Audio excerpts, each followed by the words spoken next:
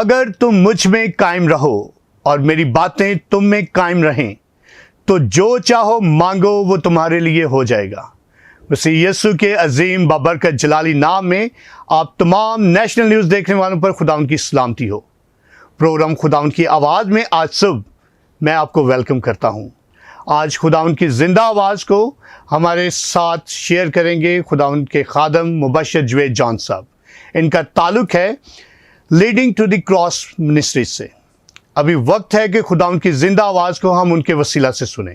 مسیح یسوع کے بابرکت اور جلالی نام میں میں آپ سب بہن بھائیوں کی خدمت میں سلام عرض کرتا ہوں۔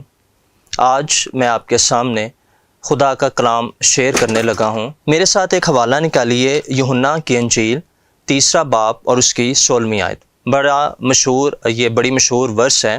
کلام میں لکھا ہے، کیونکہ خدا نے دنیا سے ایسی محبت رکھی کہ اس نے اپنا اکلوتا بیٹا بخش دیا، تاکہ جو کوئی اس پر ایمان لائے ہلاک نہ ہو بلکہ ہمیشہ کی زندگی پائے۔ آمین۔ یہ آیت ہمیں خدا کی محبت کے بارے میں بتاتی ہے۔ خدا نے دنیا سے ایسی محبت رکھی۔ جو لفظ ادھر دنیا یوز ہوا ہے، گریک میں اس کے لیے ورڈ کاسموس یوز کیا گیا ہے، جس کا مطلب ہے ایسی دنیا جو بدکار ہے، جو کرپٹ ہے، جو زناکار ہے، جس میں برے لوگ بستے ہیں۔ خدا نے ایسی دنیا سے محبت نہیں کی جو آلریڈی اچھی تھی۔ خدا نے ایسی دنیا سے محبت کی جو بری تھی۔ اور خدا کی محبت کا معیار دیکھیں، خدا نے کیسی محبت کی کہ اس نے اپنا اکلوتا بیٹا بخش دیا۔ آسمانوں میں جو سب سے قیمتی چیز وہ اس کا اکلوتا بیٹا تھا۔ آسمانوں میں خدا کے پاس بڑے بیٹے نہیں تھے کہ خدا نے ایک بیٹا بھیج دیا اور باقی بیٹے اس کے پاس تھے۔ ایک ہی بیٹا تھا اور خدا نے وہی ایک بیٹا اس دنیا کے لیے بھیج دیا، تاکہ جو کوئی اس پر ایمان لائے۔ یہ خدا کی محبت کی وائڈنس کے بارے ہمیں بتاتی ہے۔ جو کوئی کالا، گورا، پڑھا لکھا، ان پڑھ، مسیحی، غیر مسیحی، جو شخص بھی مسیح یسوع پر ایمان لے کر آتا ہے، کلام وعدہ کرتا ہے کہ اس کو ہمیشہ کی زندگی ملے گی۔ مسیح یسوع جب 2000 سال پہلے اس دنیا میں آئے، انہوں نے اس محبت کا ثبوت دیا۔ مسیح نے ان لوگوں سے محبت رکھی جن سے عام دنیا نفرت کرتی تھی، جیسے کوڑی، جیسے محصول لینے والے۔ میں آپ لوگوں کو محصول لینے والوں کے بارے میں کچھ بتانا چاہتا ہوں۔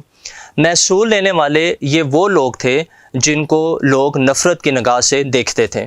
یہ یہودی تھے اور یہ لوگوں سے ٹیکس لیتے تھے۔ ان سے نفرت کی بڑی وجوہات تھیں۔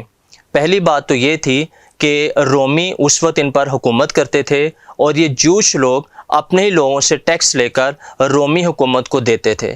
رومی حکومت کے ساتھ ان کا معاہدہ تھا، جس کو ہم اپنی زبان میں کہہ سکتے ہیں ٹھیکہ تھا۔ رومی حکومت نے ان سے خاص جو پیسے تھے وہ ٹھہرائے ہوئے تھے کہ اتنے پیسے تم نے ہمیں دینے ہیں اور باقی پیسے تمہارے۔ اب یہ محصول لینے والے لوگوں سے زبردستی پیسے نکلواتے تھے، ان کو مار کر نکلواتے تھے، ان کو تشدد کر کے ان سے پیسے نکلواتے تھے، اور رومی حکومت ان کو فل سپورٹ کرتی تھی۔ انہوں نے ان کو سولجرز دیے تھے، سپاہی دیے تھے، تاکہ یہ روب کے ساتھ، دبدبے کے ساتھ لوگوں سے پیسہ وصول کریں۔ اس لیے ان محصول لینے والوں کو نفرت کی نگاہ سے دیکھا جاتا تھا۔ ان کو قصبیاں، زناکار، چور، ڈاکو مانا جاتا تھا، اور ان سے اتنی نفرت کی جاتی تھی کہ ان کا کوئی پیسہ یہ چندے کے طور پر استعمال نہیں کیا جاتا تھا، ان سے خیرات نہیں لی جاتی تھی، ان سے جتنی وہ نفرت کر سکتے تھے وہ نفرت کی جاتی تھی۔ عبادت خانوں میں ان کو داخلے کی پرمیشن نہیں تھی۔ یہ حال تھا محصول لینے والوں کا۔ اور کلام فرماتا ہے، متی کی انجیل میں لکھا ہوا ہے کہ خدا کی ایک ایسے ہی محصول لینے والے سے ملاقات ہوئی، اور وہ متی خود تھا۔ متی کی انجیل میں متی اپنے آپ کو متی محصول لینے والا بتاتا ہے۔ متی کی انجیل 10ویں باب میں اس کا ذکر ہے، لیکن اگر آپ بائبل کی دوسری اناجیل پڑھیں، اس میں کوئی بھی متی کو محصول لینے والا نہیں بتاتا۔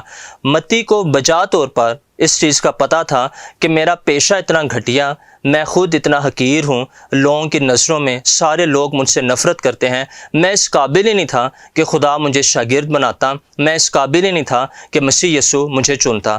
آپ ذرا امیجن کریں، ذرا غور کریں، جب متی کی مسیح سے ملاقات ہوئی تو کیا ہوا ہوگا؟ متی نے یہی دیکھا ہوگا مسیح کی آنکھوں میں، وہ یہ سوچتا ہوگا کہ جب میں عام لوگوں کی آنکھوں میں دیکھتا ہوں، ان کی آنکھوں میں میرے لیے حقارت نظر آتی ہے، اپنے لیے مجھے نفرت نظر آتی ہے، وہ مجھے برے القابات دیتے ہیں، برے لفظوں سے مجھے پکارتے ہیں۔ تو جب مسیح یسوع نے اس کی طرف دیکھا ہوگا تو ہو سکتا ہے متی ایکسپیکٹ کرتا ہو کہ مسیح بھی اسی طرح کا کوئی لقب دے گا، لیکن بائبل میں ایسا ہمیں کوئی واقعہ، ایسی کوئی بات ہمیں نظر نہیں آتی۔ مسیح یسوع صرف اس کو یہ کہتا ہے کہ اٹھ اور میرے پیچھے چل، اور متی کا جو رسپونڈ ہوتا ہے وہ بڑا کوئک ہوتا ہے۔ وہ باقی لوگوں کی طرح یہ نہیں کہتا کہ مجھے اپنے گھر کے لوگوں سے رخصت ہونے دو، نہ وہ یہ کہتا ہے کہ مجھے مردے دفن کرنے دو۔ وہ کوئک اس کا رسپانس ہوتا ہے اور وہ مسیح کے پیچھے چل پڑتا ہے۔ ذرا سوچیں، متی کی بلاہٹ سے پہلے مسیح یسوع نے دوسرے لوگوں کو بھی بلایا تھا۔ پطرس آلریڈی ادھر تھا، یعقوب ادھر تھا، فلپس ادھر تھا، کم سے کم 6 شاگرد ادھر تھے، اور وہ سارے شاگرد محب وطن تھے، ماہی گیر تھے ان میں سے کچھ لوگ۔ ذرا امیجن کریں جب مسیح متی کو لے کر اپنے شاگردوں کے پاس آیا ہوگا، شاگردوں نے کیا سوچا ہوگا، شاگردوں کا کیا رد عمل ہوگا؟ شاگرد یہ کہتے ہوں گے، یسوع تو ایک غدار کو، ایک محصول لینے والے کو، ایک گناہ گار کو تو ہماری ٹیم میں شامل کر رہا ہے، ہم سارے لوگ محب وطن ہیں، ہم تجھ سے محبت رکھنے والے ہیں۔ یہ ایسا شخص ہے جو کہ اپنے لوگوں سے ٹیکس لیتا ہے، اپنے لوگوں سے یہ پیسے لے کر تو رومی حکومت کو دیتا ہے، لیکن مسیح نے اسے یہ ہنٹ دیا، یہ نشانی مسیح نے ان لوگوں کو دی کہ میری محبت صرف اچھے لوگوں کے لیے نہیں ہے، میری محبت اس دنیا کے ہر ایک شخص کے لیے ہے، چاہے وہ گناہ گار ہے، چاہے وہ راست باز ہے، چاہے وہ زنا کار ہے، کرپٹ ہے، محصول لینے والا ہے، ایسا شخص جس سے لوگ نفرت رکھتے ہیں، میری محبت ایسے ہر ایک شخص کے لیے ہے۔ اور مسیح نے اسی متی محصول لینے والے کو لیا جو قابل نفرت تھا، اور مسیح نے اس کو شاگرد بنا دیا، مسیح نے اس کو رسول بنا دیا۔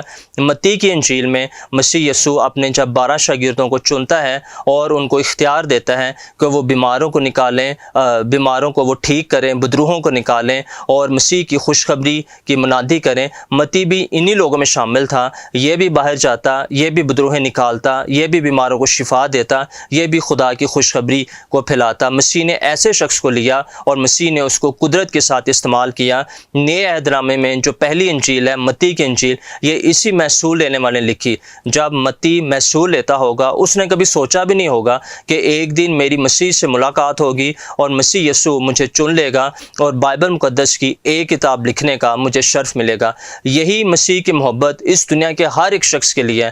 اگر کوئی اپنے آپ کو سمجھتا ہے کہ میں نفرت کے قابل ہوں، میں اس لائق ہی نہیں ہوں کہ خدا مجھ سے پیار کرے یا مجھے معاف کرے یا میرے لیے اس کا کوئی اچھا پلان ہو، تو میرے بھائیوں اور بہنوں، آپ کے لیے یہ خوشی کی بات میں آپ کے سامنے لے کر آیا ہوں کہ آپ جیسے بھی ہیں، مسیح یسوع خداوند، خدا باپ، خدا بیٹا، خدا روح القدس، یہ آپ سے پیار کرتا ہے بغیر آپ کی کسی اچھائی کے۔ آپ کی کوئی اچھائی ایسی نہیں ہے جو آپ کو اس قابل بنائے کہ آپ خدا کی نظر میں معتبر ہو جائیں یا وہ آپ کو پیار کرے۔ آپ جیسے بھی ہیں، خدا آپ سے پیار کرتا ہے، آپ سے محبت کرتا ہے، اور وہی آپ کو اپنے ہاتھوں میں لے گا۔ اور جیسے اس نے متی کو محصول لینے والے سے رسول بنا دیا، جیسے اس نے ساؤل کو لیا اور اس کو پالوس بنا دیا، اسی طرح خدا آپ کو بھی لے گا اور آپ کی زندگی بدل دے گا، آپ سے جلالی کام کروائے گا، اپنے نام کو جلال دینے کے لیے آپ کی زندگی میں عجیب کام کرے گا۔ پھر ہمیں ایک اور شخص کا ذکر ملتا ہے، اور وہ شخص ہے کوڑی۔ متی کی انجیل میں ہی 8ویں باب میں ہمیں شخص کا ذکر ملتا ہے۔ کوڑی اس دور میں ان کی بھی حالت بری تھی، ان سے بھی لوگ نفرت کرتے تھے۔ ایک یہودی ٹریڈیشن، یہودی روایت کے مطابق کوڑیوں سے یہ کہا جاتا تھا کہ ان سے کم ہم نے 6 فیٹ کا فاصلہ رکھنا ہے، کیونکہ کوڑیوں کو نفرت کی نظر سے دیکھا جاتا تھا۔ ان کے لیے کوئی اصول نہیں تھا، ان سے بات کرنے کا کسی کے پاس کوئی ٹائم نہیں تھا۔ ان کی حالت اس طرح کی تھی، بائبل میں لکھا ہوا ہے، پرانے عہد نامے میں ان کو کہا گیا تھا کہ ان کے کپڑے پھٹے رہیں، ان کے بال بکھرے رہیں، اور یہ چلاتے رہیں کہ کوڑی کوڑی کوڑی، تاکہ سب لوگ ان سے دور رہیں۔ یہ وہ شخص تھے جن سے ساری دنیا نفرت کرتی تھی، لیکن مسیح یسوع نے ایسے کوڑیوں کے لیے بھی اپنی محبت کا اظہار کیا۔ ایک کوڑی مسیح کے پاس آتا ہے، اس کے سامنے سجدہ کرتا ہے اور اس کو کہتا ہے کہ اگر تو چاہے تو مجھے پاک صاف کر سکتا ہے۔ کلام میں لکھا ہے کہ مسیح یسوع اس کو ہاتھ لگا کے اس کو چھوتا ہے۔ مسیح نے اس کو شفا دینے کے لیے نہیں تھا چھوا، یہ کام تو وہ زبان سے بھی کر سکتا تھا، یہ بات تو وہ الفاظ بول کے بھی کر سکتا تھا، اس نے کئی لوگوں کو شفا دی جس میں اس نے کسی کو ہاتھ نہیں لگایا۔ ایک جو عورت تھی جس کی بیٹی بدرو گرفتار تھی، مسیح نے زبان سے ہی کہا اور وہ اس کی جو بیٹی تھی وہ بدرو سے آزاد ہو گئی۔ پھر ہمیں لازر کا ذکر ملتا ہے، لازر کو بھی مسیح نے زبان سے کہا اور وہ قبر سے باہر آ گیا۔ مسیح یسوع نے صرف اس لیے اس کو چھوا تھا کیونکہ اس کو کوئی چھونے والا نہیں تھا، لوگ اس سے چھونا تو دور کی بات، لوگ تو اس سے بات کرنا پسند نہیں تھے کرتے، لیکن مسیح نے اس کو چھوا تاکہ اس کی یہ ضرورت کو پورا کرے، اور مسیح یسوع نے اس کو شفا دے دی۔ مسیح کی محبت محصول لینے والوں کے لیے، مسیح کی محبت کوڑیوں کے لیے، مسیح کی محبت ہر اس شخص کے لیے جو اپنے آپ کو گناہ گار سمجھتا ہے، خدا اس شخص سے پیار کرتا ہے۔ تو میرے بھائیوں اور بہنوں، میں یہی پیغام آج آپ کے سامنے لے کر آیا ہوں خدا کی محبت کے بارے میں، کہ خدا کی محبت بہت وائڈ ہے، بہت ڈیپ ہے۔ آپ جیسے بھی ہیں، خدا باپ، خدا بیٹا، خدا روح القدس آپ سے محبت کرتا ہے۔